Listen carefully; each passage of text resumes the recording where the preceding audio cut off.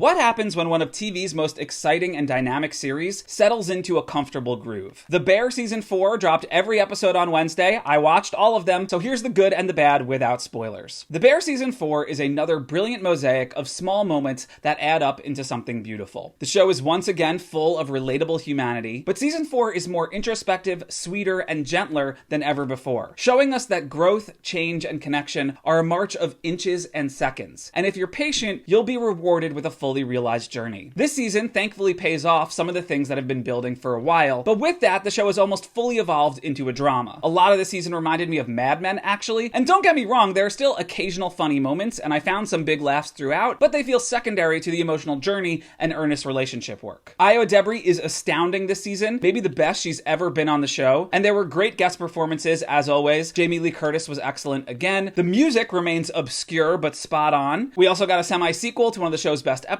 There were a few surreal surprises that I really appreciated, and the finale is an absolute knockout of catharsis and acting. As for the season's flaws, if you didn't like the slower, more stretched out pace of Season 3, I have bad news for you because Season 4 is more the same. It remains stretched out and winding, which is a far cry from what the show was in its first 2 seasons. But I will say that slower pace felt a little bit more purposeful and deliberate this time around. Also, while the show is telling us that there's a ticking clock hanging over the characters' heads, I didn't feel the pressure as acutely as I have in years past. And sadly, with this season, I didn't feel the exhilarating highs of previous seasons. Instead, the show has settled into a comfortable groove for better and worse. Look, we've reached a point where the bear is the bear. Often emotional, sometimes funny, but always heartfelt. And this deep into its run, you're either on its wavelength or you're not. Thanks for watching this video. If you'd like more pop culture news and deep dives, check out my Substack.